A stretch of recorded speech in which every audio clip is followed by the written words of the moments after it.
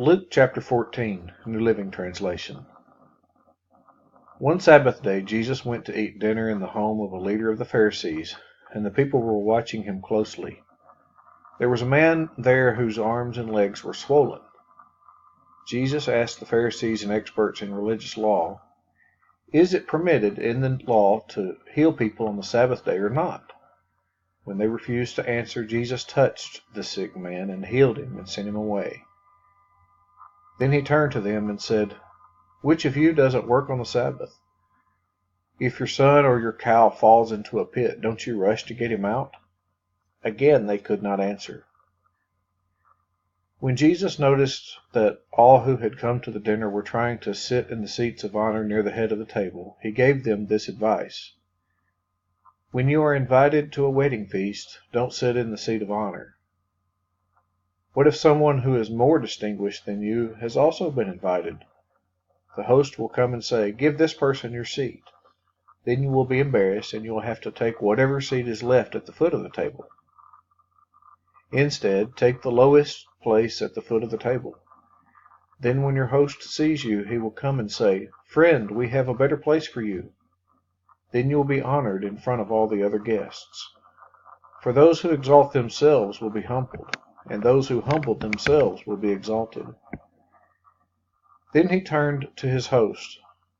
"When you put on a luncheon or a banquet," he said, "don't invite your friends, brothers, relatives, and rich neighbors, for they will invite you back, and that will be your only reward. Instead, invite the poor, the crippled, the lame, and the blind. Then at the resurrection of the righteous, God will reward you for inviting those who could not repay you." Hearing this, a man sitting at the table with Jesus exclaimed, "What a blessing it will be to attend a banquet in the kingdom of God!" Jesus replied with this story: A man prepared a great feast and sent out many invitations. When the banquet was ready, he sent his servant to tell the guests, "Come, the banquet is ready." But they all began making excuses. One said, "I have just bought a field and must inspect it. Please excuse me." Another said, "I have just bought 5 pairs of oxen and I want to try them out. Please excuse me."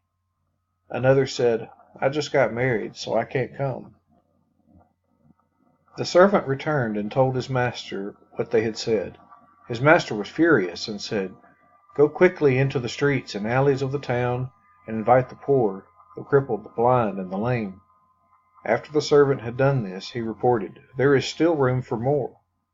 So his master said, "Go out into the country lanes and behind the hedges and urge anyone you find to come, so that the house will be full. For none of those I first invited will get even the smallest taste of my banquet."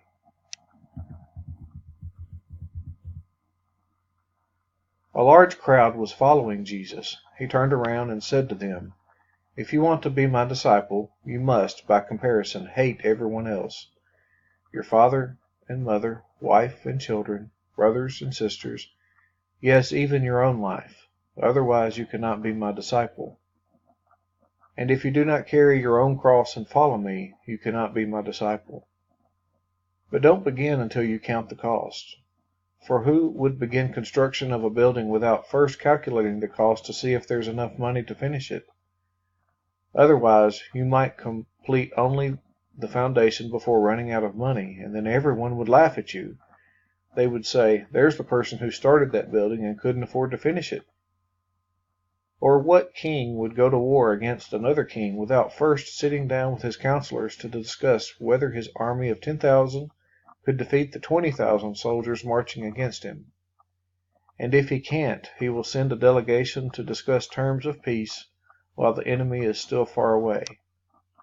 So you cannot become my disciple without giving up everything you own. Salt is good for seasoning, but if it loses its flavor, how do you make it salty again? Flavorless salt is good neither for the soil nor for the manure pile. It is thrown away. Anyone with ears to hear should listen and understand